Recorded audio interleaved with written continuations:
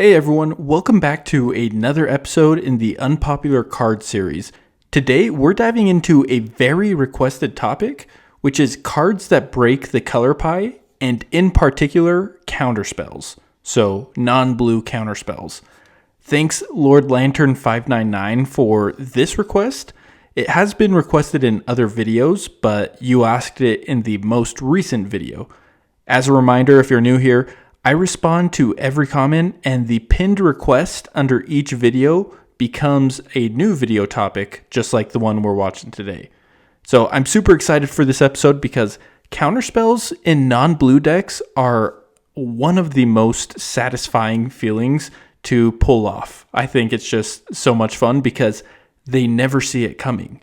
So before we jump into the actual unpopular counterspells, I will give an honorable mention to some of the great ones that were too mainstream to include in this video, but I think they're worth talking about. So in red, we have Pyroblast, Red Elemental Blast, and Tybalt's Trickery. In white, there's Rebuff the Wicked, Mana Tithe, Dawn Charm, Frontline Medic, and although it isn't technically a counterspell, I include Reprieve in almost all of my white decks that don't have access to blue. In black, Imp's Mischief is great, and in green, there is Veil of Summer and Autumn's Veil, which also are not counterspells, but they effectively function as one on the stack when somebody tries to counter one of your spells. And so, like I said, all of these ones are way too popular for me to actually talk about, but they are options for anyone who does want to play counterspells in non-blue decks. So now that we've covered some of our bases of the more popular ones, let's dive into the unpopular ones that you might not see every day or even every year. So the first one is Withering Boon, which is played in 17,459 decks. This is a 2-mana black instant that costs 1 generic and 1 black, and it says, pay 3 life, counter target summon spell. And if you go to Scryfall, it gives the updated version, which says, as an additional cost to cast a spell, pay 3 life, counter target creature spell. So, creature-only counterspells in blue are not really played very often because blue has access to just so much stronger variations that can target any spell. So it isn't really necessary to run one that just targets creatures when you're playing blue. But in black, you really don't have that same luxury. So this spell does have something, and despite black having a large removal suite, Withering Boon gives access to an ability that black really doesn't do, which is stop ETB effects from triggering. Yes, you could easily take care of the creature itself when it's on the field, but Withering Boon stops Etali Primal Conqueror or Craterhoof Behemoth's abilities from happening in the first place. And I mean, if the man, why am I struggling so much with that? If the Craterhoof Behemoth actually resolves, it doesn't matter if you cast a removal spell on it because at that point it's too late. So I think this is a great interaction piece to throw in your decks to catch your opponents off guard. And the nice thing about this is creature is one of the card types that you will always see in a commander game. So you'll be able to cast this on something. Our second card is Lapse of Certainty, which is played in 17,166 decks.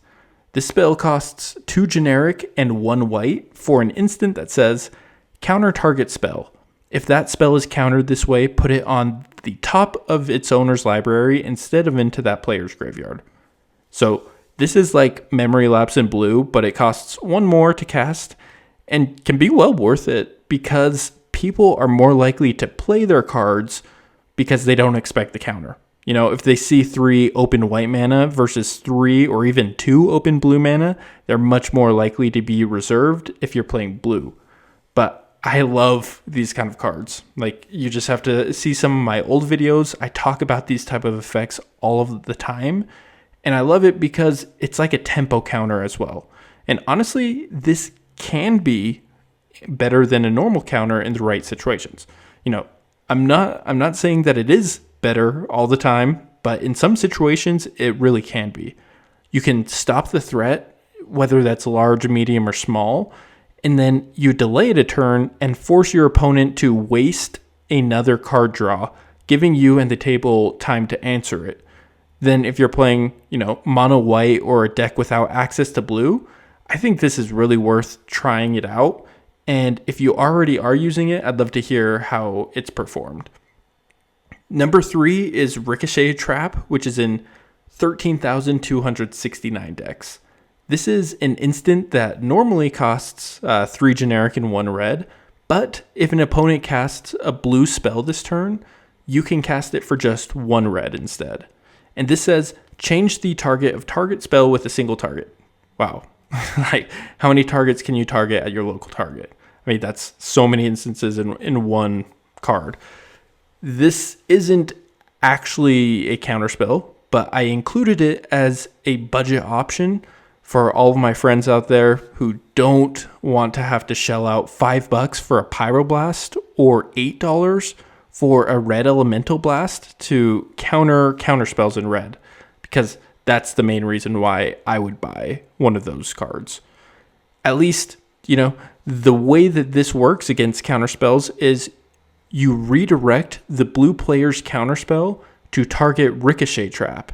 Then Ricochet Trap will resolve first and successfully redirect the counterspell to it. But at that point, Ricochet Trap has already resolved, so it's no longer on the stack. So when the counterspell it's turned to resolve, there's no longer a valid target, so it just fizzles out. So this way, you can effectively counter an uncounterable spell because you're not countering it. You're redirecting it to a spell that is no longer on the stack.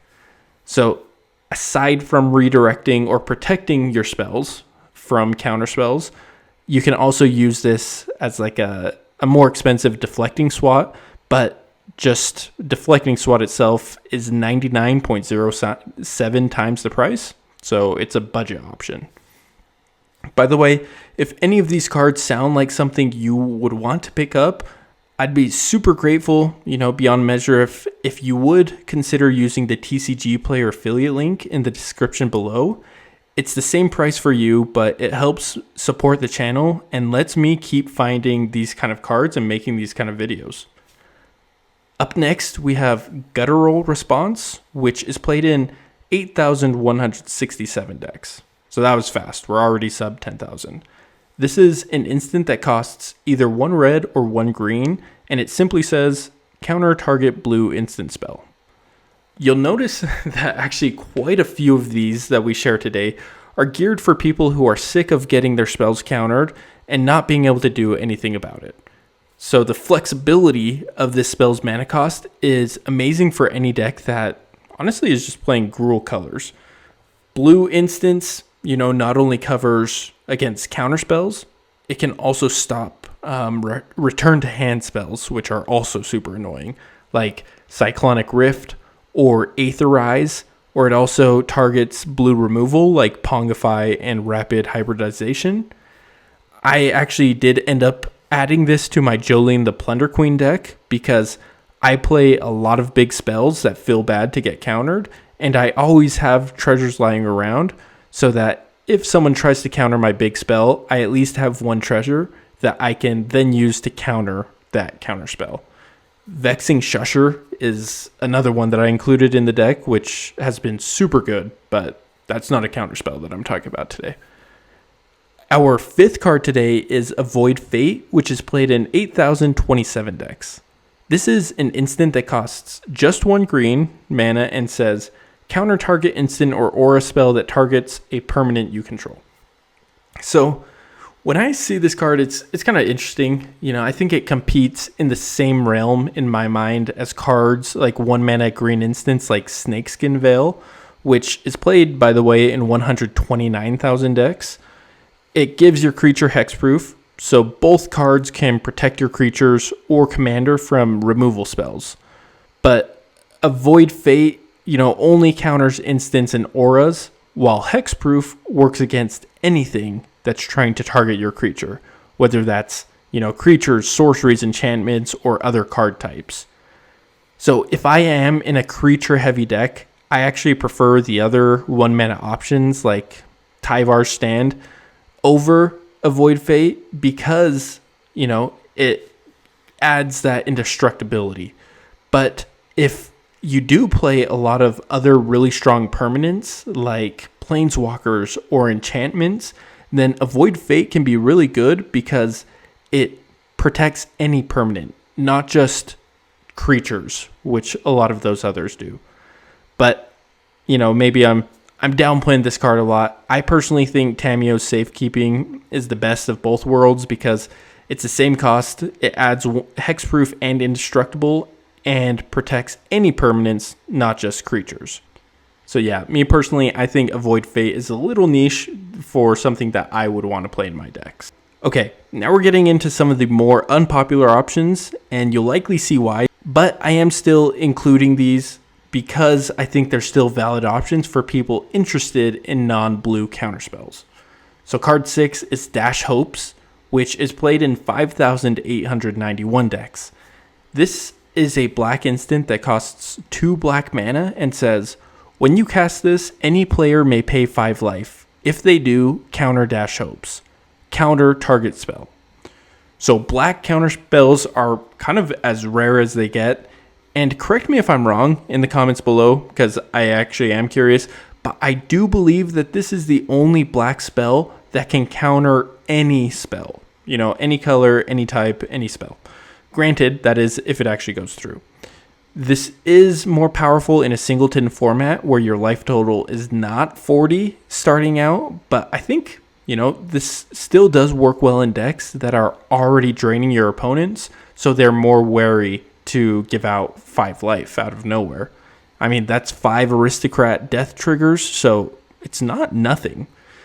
I think the psychological aspect of this card is interesting when it comes to countering non-game enders. Because, of course, if they're planning to win the game, they'll just take the extra 5 damage and risk it. But if it's something like a mana rock or a card draw or a small little helpful creature or things, that are nice to have but are just another card in the 99, is it really worth it to pay 1/8 of your starting life total to have that resolve? Some of the top commanders playing this are Crick, Son of Yawgmoth, who can cast this for 4 life instead of 2 mana, Shieldred the Apocalypse, who is already draining opponents, so their life totals are likely going to be lower, Valgavoth, Harrower of Souls, to get stronger and draw a card, Laisa, Shroud of Dusk, who drains a ton, so the opponents are already at lower life, and Rakdos, Lord of Riots, to potentially reduce creature costs by 5. If you are enjoying these videos, I'd love to invite you to check out our Patreon Discord, where we talk about unpopular cards and win cons every day. You should honestly check out some of the deck lists that people are sharing because they're just absolutely insane and so much fun to read. And upon being a patron, you'll also gain immediate access to over 400 deck lists that people have submitted for our unpopular commander contests. So that link is in the description if you're interested. Our 7th card today, this one is actually one of my personal favorites from the video we're covering today, and that's Mage's Contest, which is played in 5,730 decks. This is an instant for 1 generic and 2 red that says, you and target spell's controller bid life. You start with 1. Each player may top the high bid. The highest bidder loses that much life. And if you win the bid, counter target spell. I mean, that's just a fun red chaos card. The casting cost is not very friendly, but this, makes a mini game within the game. How much life is the person willing to pay for their spell to resolve? But also, how much life are you willing to give up to let them resolve it? Would you pay 8 life to have your Rhystic Study resolve? What about like a Demonic Tutor or a Finale of Devastation? So I think this would be a fun one, especially in a life gain deck that has red in it. Technically, you could always guarantee that you counter the spell because you have more life than your opponent. But you could also pull the rug out from underneath them Let's say you're in a bidding war and somehow made it into the 20s. They're like, I'm planning to win the game with this, so you're in the high 20s and they expect you to keep going because you have a lot of life. But suddenly you say, nah, you can have it. You take the 25 damage. I don't know if this does happen, but I love that Unpopular cards bring out scenarios like this that could happen. It just brings a new aspect to the game you don't see every day, and it's definitely memorable when it does happen.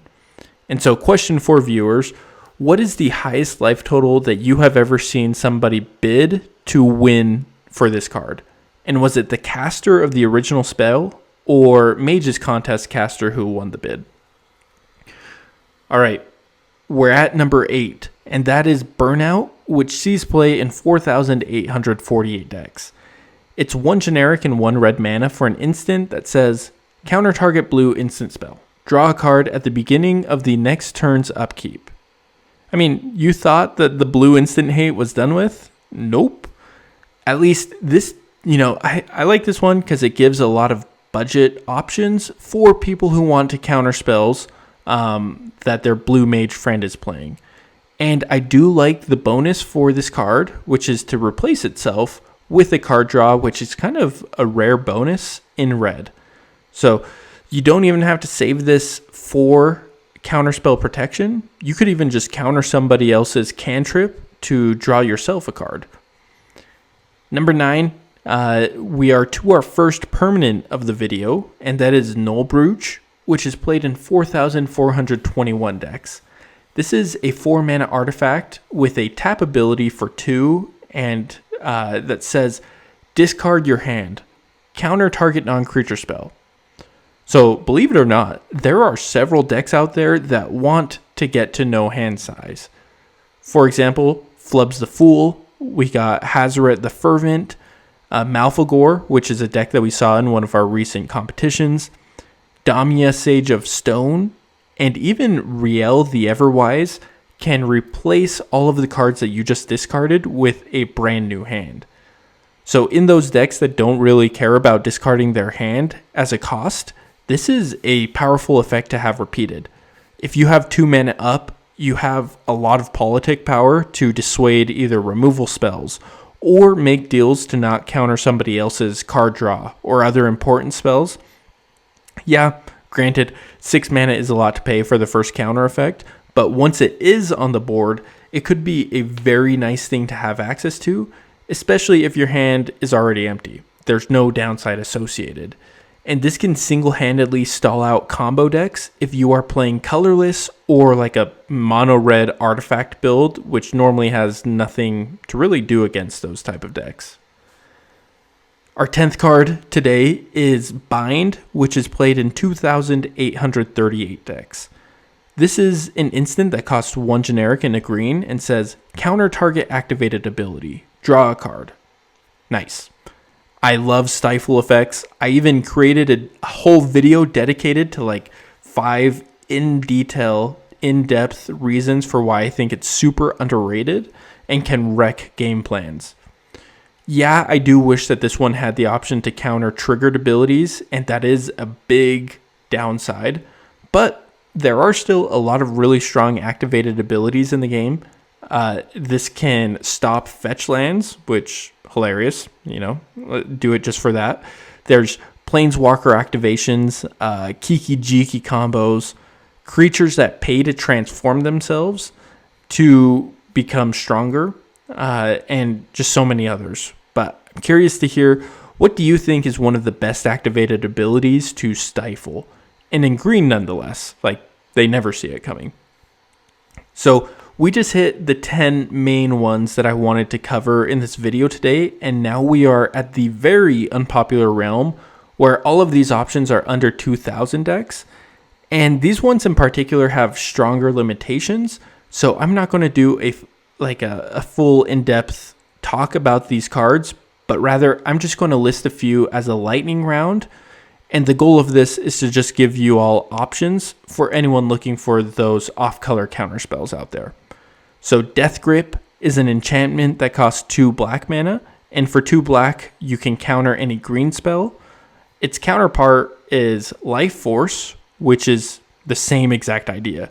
It costs 2 green mana, and you pay 2 green mana to counter a black spell. So if either of those are on the board, play that against your mono green Stompy friend, or Death Grip against your mono green. Order of the Sacred Torch is a white creature with an ability that you tap it, you pay a life, and you counter a black spell. So old school Hate Bear vibes that is only played in 1,434 decks. Stormgald Cabal, once again, is the counterpart. You tap it, pay 1 life to counter a white spell. Thrall Wizard is interesting. You pay 1 generic and 1 black to counter a black spell unless they pay 1 more black or 3 generic mana, which you can stack that. It's not limited. Unyaro Griffin is a 4 mana flyer that sacrifices itself to counter a red instant or sorcery. Like, that's pretty good, actually. And I will say you should check out the 2 versions because the newest description of the card and on Scryfall is much better than the original description, which I think was errated. And lastly, Ring of Immortals is a 5 mana artifact that can counter instants or auras targeting your stuff. It is expensive. It's also very unpopular with 310 decks. And aside from a high CMC, it is also expensive in real life because it's a Legends card. So there you have it. There are a bunch of popular and unpopular cards that are counterspells that break the color pie. No blue involved. Once again, if there were any cards that you want to pick up for your decks, please do consider using the TCG player link in the description of this video. That is for the small percent of people who likely are watching it if you've made it this far.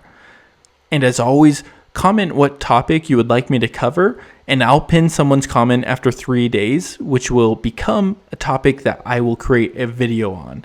It doesn't hurt to ask a topic again if you've already asked it before. I do check out everyone's comments and respond to it. But thanks so much, everyone, for watching, and I'll see you next time.